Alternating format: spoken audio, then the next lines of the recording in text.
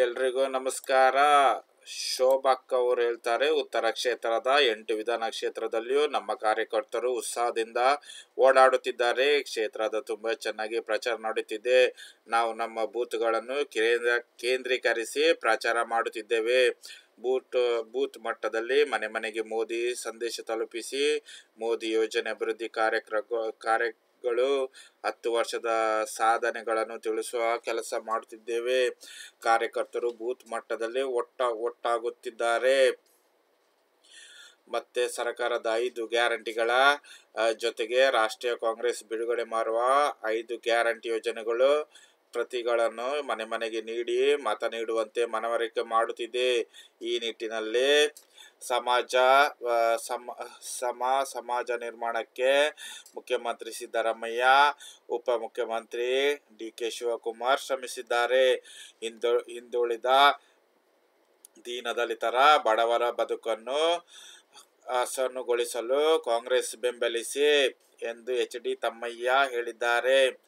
ನಮ್ಮ ಪಕ್ಷದವರು ಸಾಧನೆ ಜನರ ಮುಂದಿಟ್ಟು ಮತ ಕೇಳುತ್ತಿದ್ದಾರೆ.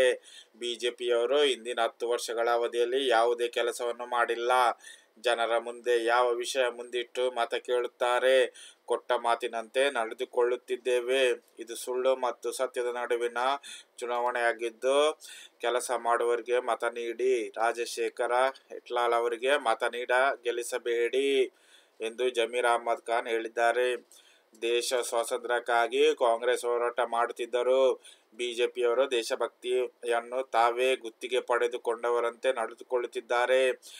ನಮಗೆ ದೇಶಭಕ್ತಿಯಲ್ಲವೇ ಭಾರತ ಮಾತಾ ಕೀ ಜೈ ಎನ್ನುವ ಘೋಷಣೆ ಬಿಜೆಪಿಯವರ ಅಪ್ಪನ ಮನೆಯ ಆಸ್ತಿ ಅಲ್ಲ, ಪ್ರತಿಯೊಬ್ಬರ ಹಕ್ಕು. ದೇಶದ ಮೇಲೆ ಅಭಿಮಾನ, ಪ್ರೀತಿ ಬಿಜೆಪಿಯವರಿಗೆ ಗುತ್ತಿಗೆ ಕೊಟ್ಟಿದೆಯಾ? ಇನ್ನು ಮುಂದೆ ಕಾಂಗ್ರೆಸ್ನಲ್ಲಿ ಭಾರತ್ ಮಾತಾ ಕೀ ಜೈ ಎನ್ನುತ್ತೇವೆ. ಲಕ್ಷ್ಮೀ ಸವದಿ ಶಾಸಕ. ಬೆಂಗಳೂರು ಗ್ರಾಮಾಂತರ ಕ್ಷೇತ್ರದಲ್ಲಿ ಬಿಜೆಪಿ ಅಭ್ಯರ್ಥಿ ಡಾ. ಸಿ. ಎನ್. ಮಂಜುನಾಥ್ ಅವರು ಗೆಲುವು ಸಾಧಿಸಿ ಮುಂದೆ ಪ್ರಧಾನಿ ನರೇಂದ್ರ ಮೋದಿ ಅವರ ತಂಡದ ಸದಸ್ಯರಲ್ಲಿ ಒಬ್ಬರಾಗುವುದರಲ್ಲಿ ಅನುಮಾನವೇ ಬೇಡ. ಮಂಜುನಾಥ್ ಅವರ ಗೆಲುವಿನೊಂದಿಗೆ ಕ್ಷೇತ್ರದ ಅಭಿವೃದ್ಧಿಗೆ ಶುರುವಾಗಲಿದೆ. ದಿನದಿಂದ ದಿನಕ್ಕೆ ನಡೆಸಿರುವ ಕಾಂಗ್ರೆಸ್ಗೆ ಮತ ಹಾಕುವುದರಿಂದ ಯಾವುದೇ ಪ್ರಯೋಜನವಿಲ್ಲ ಎಂಬ ಅರಿವು ಜನರಲ್ಲಿ ಮೂಡಿಸಿದೆ ಎಂದು ಡಾ. ಸಿ. ಎನ್. ಅಶ್ವತ್ಥನಾರಾಯಣ ಮಾಜಿ ಸಚಿವರು ಹೇಳಿದ್ದಾರೆ.